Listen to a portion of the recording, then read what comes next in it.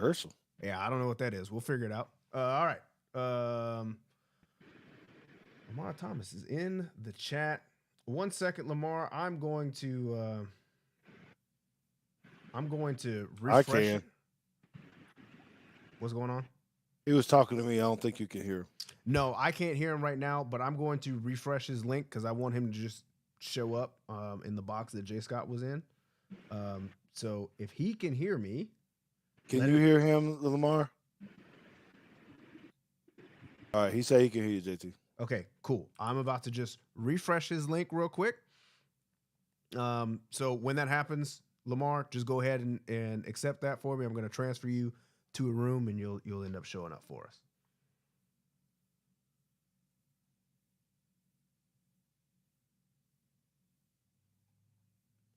Better than me. Well, he should have come back though. So that's. He had to go in his email. No, but here, let's do this. Let's do this. I can't hear him no more. I think he's not in here. Send him a text and tell him to rejoin with the link that I gave him. I'm just gonna fix his link, and we'll be good to go. So just tell him to click back on that link, and we'll have him show up in the box here.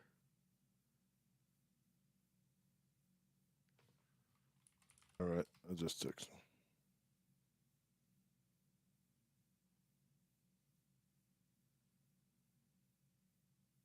All right, we're popping out the chat. Here we go. We got some guys. Coach Mook is in the building.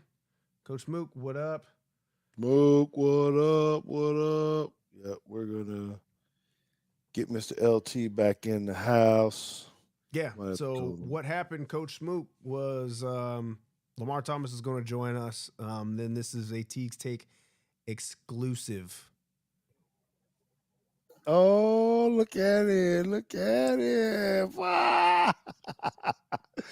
Yes, sir. He in the house. LT, we appreciate you being here, man. This is a bonus episode where we get the man, the legend. I ain't going to call you the myth because you real. You real.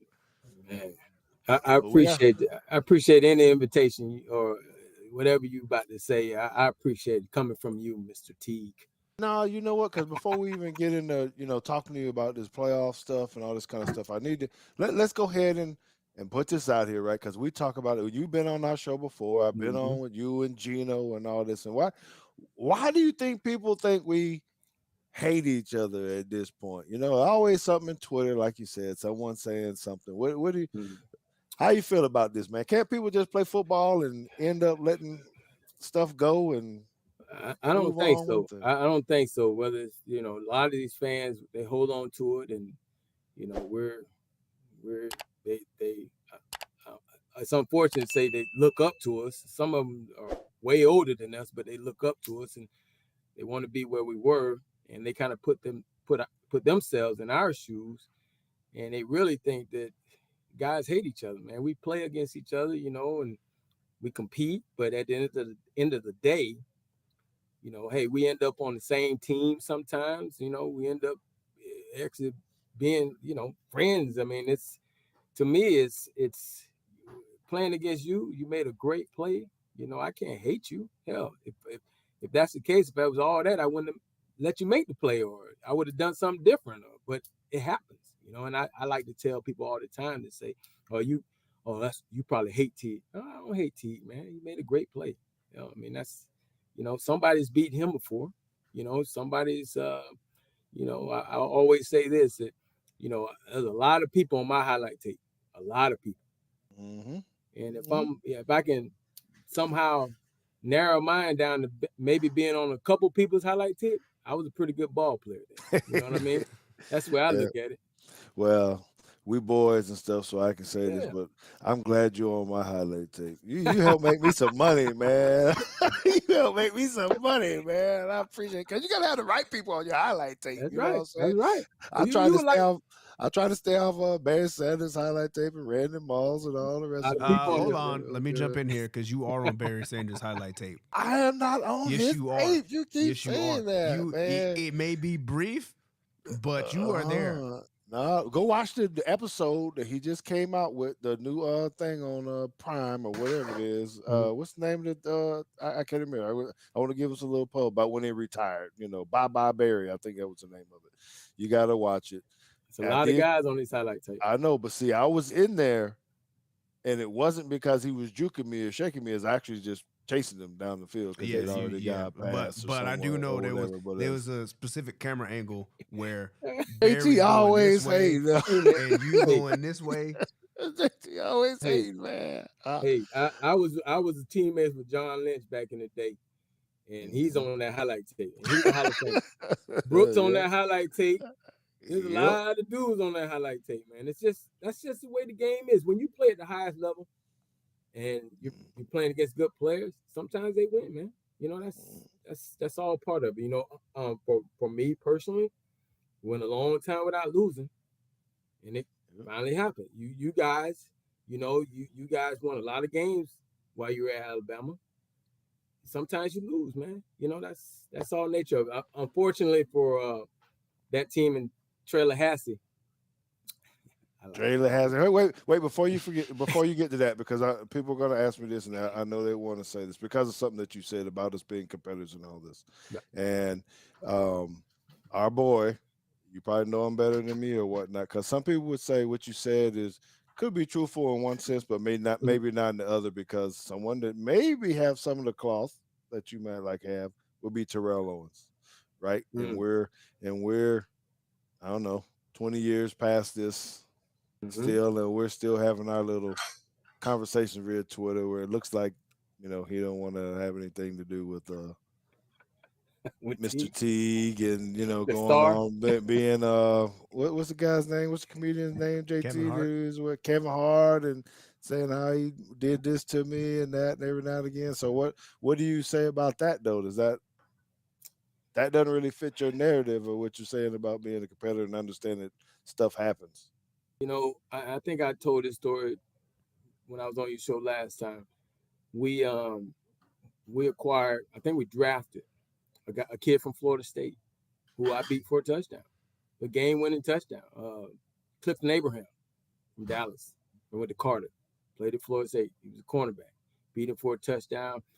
I remember reading, he felt like he let the whole city down. You know, he was really upset about it, you know. So I get this guy in Tampa. He comes to Tampa. And, you know, everybody's, oh, you beat you for the time. I said, bro, listen, that happened in college, man. That was a couple years ago, man. You let that go. It was just a game, bro. You know, unfortunately we won, but you need to blame that on the kicker. You know what I mean? So, and then what? A couple years later, guess who's my teammate? I had to follow my same advice. We're teammates now. You know, it happens, man. That's all part of the game. You know, there are guys that you know, I wish that Deion Sanders was on my highlight tape. I know I ain't on his because they ain't throw me the ball when he was covering me. I couldn't get over. So, you know, it is what it is. But it's all part of the game, and we're too old. Unless somebody did something to intentionally hurt you, you know, words, they don't mean so. You know, I talked the whole game because that's what I did. But just like, you know, I had a fan say, oh, you said real men play man, and so Alabama ain't real men or something. You know what? I was just I was 18, 19 years old, 20. I don't even know what the hell I was. We were just having fun, getting ready for the game. LT, though.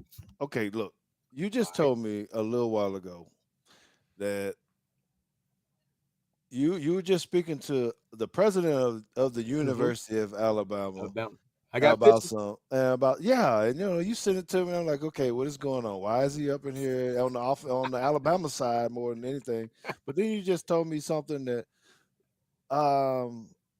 somebody was inviting you to a golf tournament. So I also took a picture with Miss Terry, We talked about living down here in Fort Lauderdale, and the next person that I talked to was the golf coach from Alabama. And we had great conversation. I had on like a Valhalla shirt. I was actually doing the Iron Bowl. I was doing a radio broadcast of the Iron Bowl. That's why I was there. Our booth was in between the Alabama broadcast. I met your real famous broadcaster. We talked for a little bit. I said, "You don't know who I am, do you?" He goes, "Oh yeah, we know who you are." And the president's box was to my right. So I went in there and talked to him, and I told the golf coach, I said, "Hey, after we talked a little bit, we were just talking about different golf courses. And I said, "Hey, can you do me a favor?" He said, "What was it?" I said, "Can you get me some of those Alabama balls?" He said, "You want some?" I said, "Yeah, I want some of the Alabama Pro Bs. And make sure you put the number 13 on it. So when I get over the T-ball, I can swing hard as hell and hit that thing." I'm definitely hitting it in somebody's house. Oh, that's great news. That's great news. Well, I'll make sure I sign it for you too and send you to. I'll get it. We'll get you a case and I'll send it to you. All right. So, what's your take on this CFB, man? Playoffs? Did they get the 4? Right. Well, You come back into this conversation too, man, because just I want to hear what Lamar got to say about these. okay. Well, as a Miami guy, there are different takes I could have, but obviously, 23 years ago, the University of Miami was screwed. Did you say 23 years ago? 23 years ago, dog. 23 years ago, University of Miami beat the 1 team and the 2 team that year, but they lost to Washington the first game of the year, I think it was, out there. They lost. They went in to run the table, this 2000 team, and they beat the 1 and 2. They beat Florida State. And Virginia Tech was, I think, number 1 at the time, and Florida State was number 2 when they beat them. And the computer picked Florida State of a slim margin to face Oklahoma in the national championship game. And Miami fans were outraged because they beat 1 and 2. But a computer, back when they were doing the computer, the BCS computer thing, it picked by a small margin, like by a 10th of a point or something like that. It picked Florida State to play Oklahoma in I think it was the Orange Bowl. And of course, Florida State won a championship. So that's why Miami fans are like, "So what you got?" So that would have been 2 in a row. That would have been 2000 team winning and the 2001 team winning. But it is what it is. But I personally, other than if I wasn't a Miami guy, I would say, man, that was crazy. Who's your top 4? Who would your top 4 be right now? Just all the other side, just who are the best 4? Not deserving. I want you here to say who are the top 4 teams in the nation right now. Well, I can tell you this, and I'll start from the bottom. I wasn't a true Alabama until I did that Iron Bowl, and I got the chance to see them and see your quarterback and how Tommy Rees really changed that offense. Because I saw him against UCF early in the year. I saw a game or 2 early in the year, and I was like, "Damn, Alabama sucks," But watching them later in that Iron Bowl, which people have to take into account also, it's a rivalry game. You throw records out the window. It's like it don't matter if the team's 1 and 9, they're gonna come in there and play. I mean, obviously, I watched tape on Alabama, their previous game. I watched tape on Auburn's previous game playing against New Mexico State. And I was very impressed with Alabama. And I said, hell, if they're able to beat Georgia, they should definitely be in. The question, the question I had was, if Georgia loses, how unfair is that going to be to them? They've been number 1 for damn near 2-3 years, and to lose that last game, it's like knocking the king off the mountaintop. It's similar to Alabama in 1992 beating us. You knocked us off the mountaintop, you're the champion. So Alabama definitely should have been in. That was my opinion. They won the game they were supposed to win. I was more concerned with how Georgia, what the committee was going to see about Georgia. Now, I also understood that if Georgia was to make it, there probably would have been an outrage saying the SEC was in collusion and ESPN, and I mean they say that already. Now, but those are the 2 top teams. I mean, and Washington, I watched Washington play. I think they got a good team. Michigan, I'm still not sure on them. Obviously, they've won some games, but I got a question whether their conference. I don't think their conference is that good. I really don't. But you take the ACC, and I guess you win. Which one's better? Florida State goes undefeated. They had a quality win with LSU. First game, man. Does it First matter? game. Is the first game? Yeah. See, that's that so matter. The long first ago. game to you too, JT. We're talking about this quality win. That's like our loss. It happened a long time ago. Long time ago. Does that matter or not? JT. To me, it doesn't. It doesn't matter when it happened because I think we have a lot of, just in general, a lot of recency bias. For instance, let's say Georgia and Alabama play week 1 and Alabama wins the game. Ooh.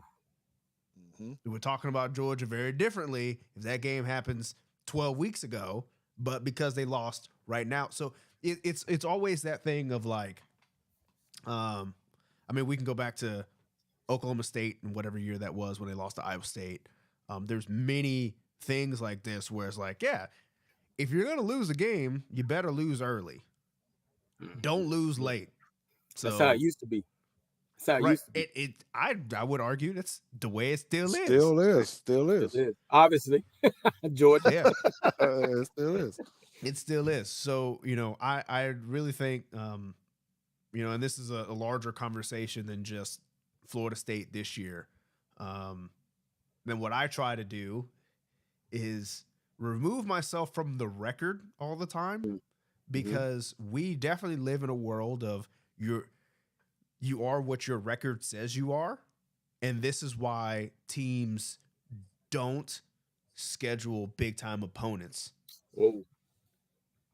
in out of conference because they're like, obviously it didn't matter for Florida State this year. So I know it's kind of falling on deaf ears because of what recently happened. But if we would have had this conversation 6 weeks ago and you're like, well, there's a reason that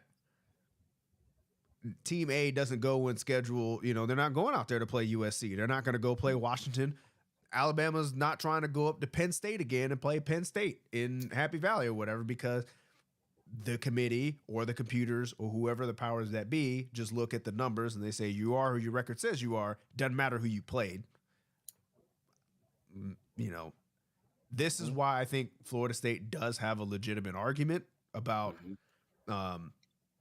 criteria and whatnot because the goalpost did move. They did move the goalpost on the last ranking, because if you thought, I'm kind of playing devil's advocate a little bit, but it's like if you thought that Alabama was a better team already, should have moved them up. They should have already been ranked ahead of Florida State. If you thought that Georgia was actually the best team in the country, and then they were better than Florida State, and they were better than Texas, and they were better than Oregon. For instance, Oregon has lost twice. Why are they so close in ranking? Georgia loses one game by 3 points on a neutral field, and now all of a sudden they're the sixth best. So I think there's a lot of problems just in human nature, not always just college football, but I think those things are a real factor on trying to beat out of people's mind that just because you are a 9-3 football team does not mean that you're a bad football team. Maybe you just played one of the toughest schedules. Hell, the Cowboys lost to the damn Cardinals this year. The Cardinals, by their record, are awful. But in the NFL, anybody can win any given Sunday, right? So that's right.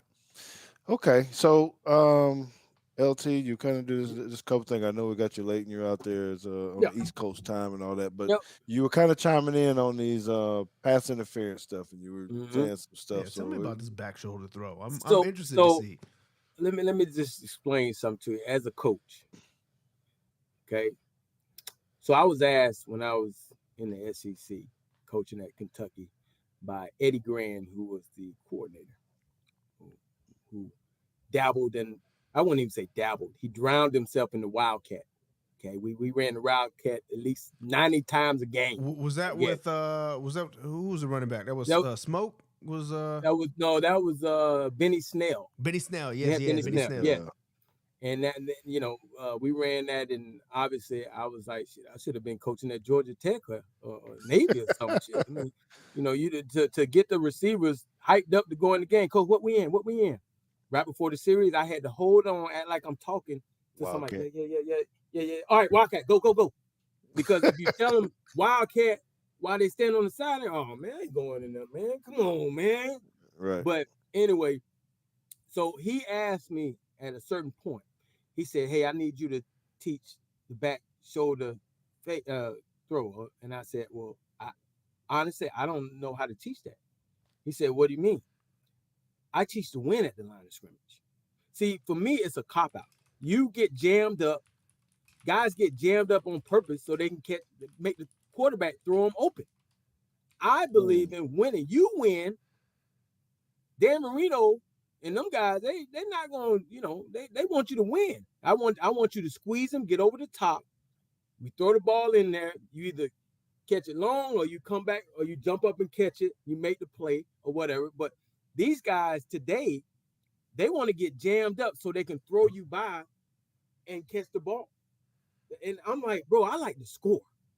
Okay, I don't want to catch a 22-yard catch and step out of bounds. I want to score.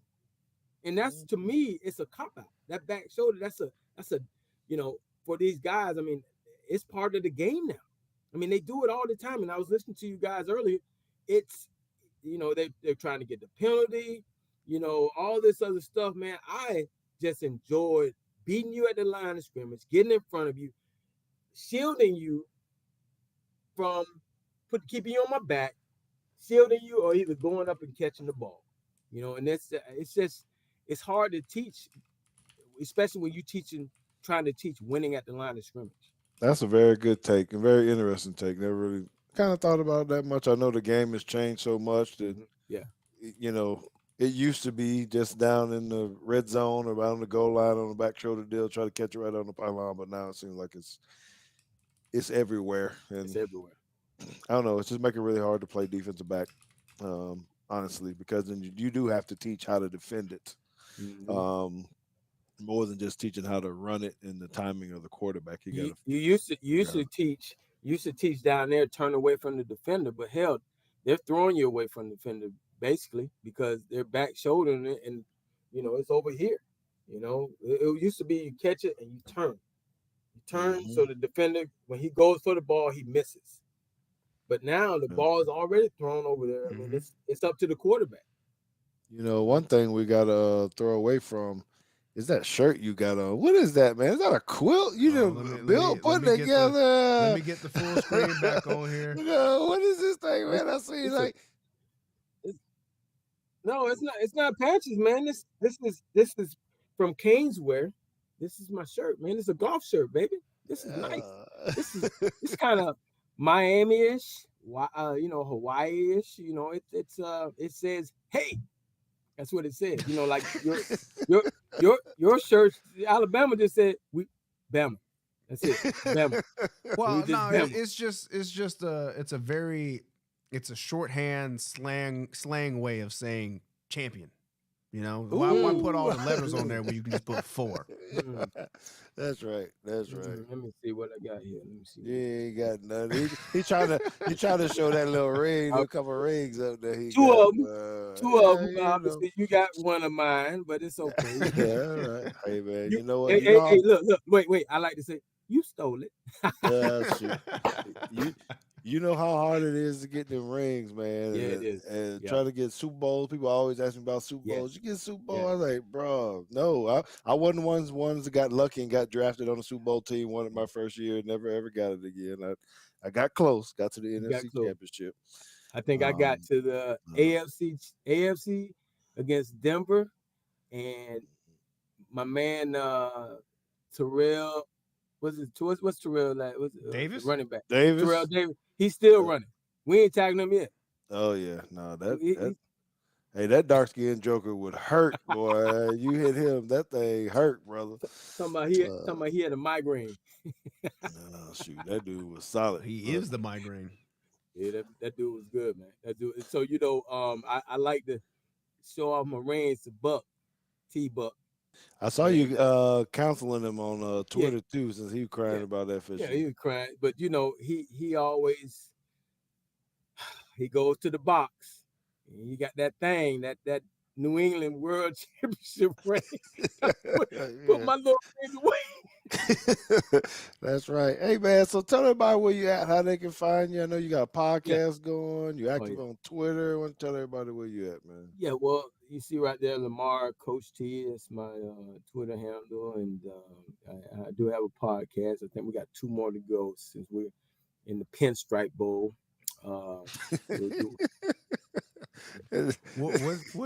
What day is that on? What day is that on? What day is it on? It's December 17th. It's definitely before. It's after Christmas. Oh, it's after. After Christmas. There's money in them bowls after Christmas. It ain't New Year's, but it's hey, we in the bowl.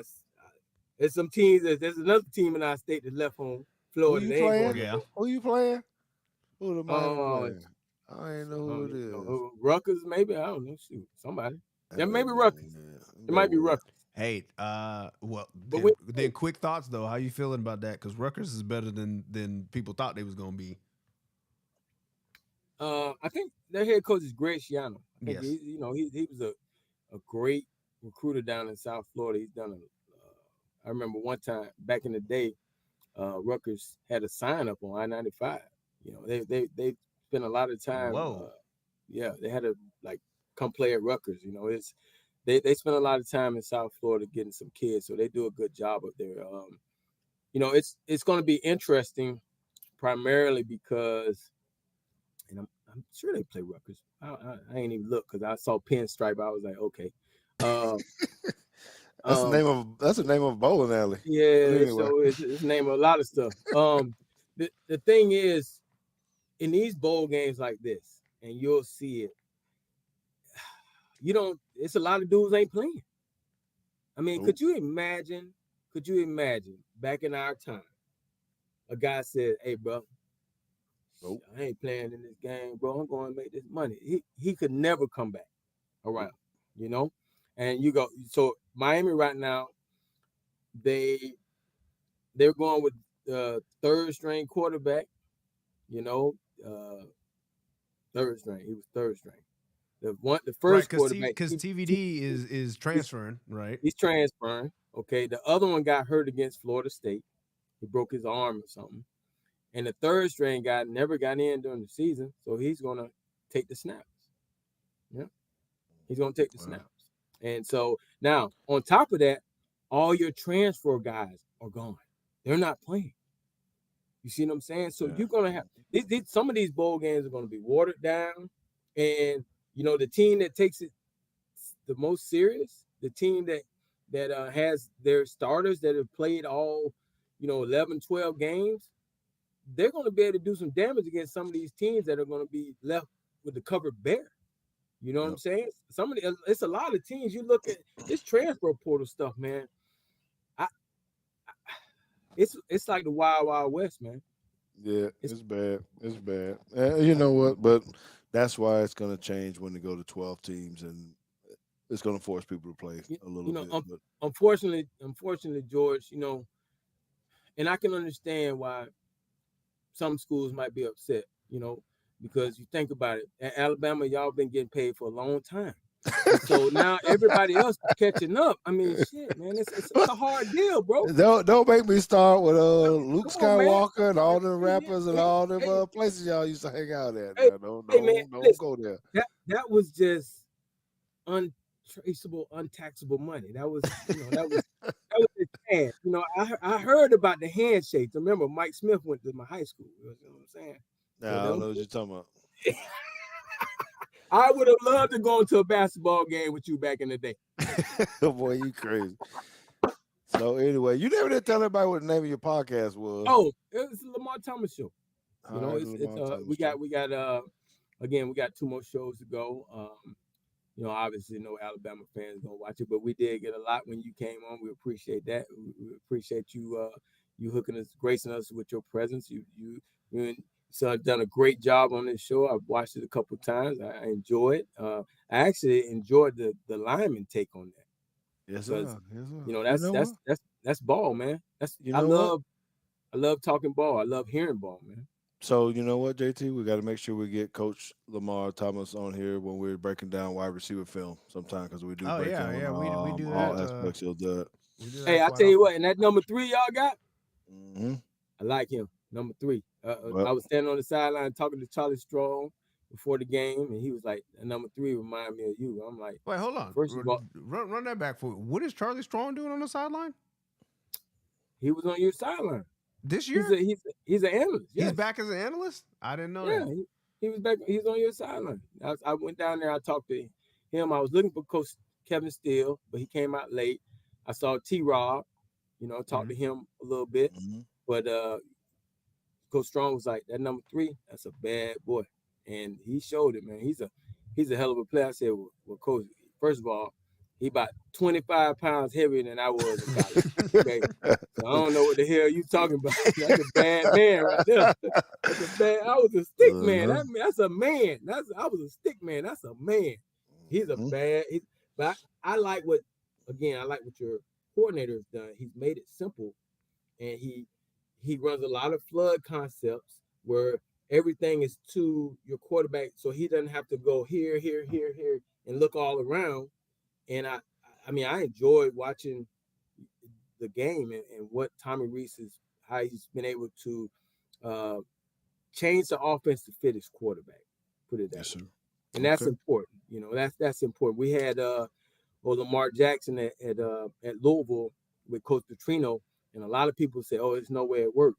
Well, guess what? Coach Petrino was like, "You know what? I got to evolve. I got to learn how to put this guy. I know I got my offense. I love my offense, but this kid can do some special things. Let's make it where he feels comfortable." And that's what real coaches do. They evolve. They don't just say, "Hey, this is my style, and we're gonna either change it or not." You either gonna hit the road because hey, these kids are transfer now. They ain't playing around. You feel that hurt their feelings? Yeah, you're right. They gone. Well, all right, guys. Well, you know what? We've been up. We thank everybody for listening and being part of this great, epic episode of Teague's Take, the multiple ones. Thank you for the bonus episode, Lamar. We appreciate you very much. What you trying to show? What is that? This is. Oh no, this one. See, no, I knew he grabbing the wrong thing, boy.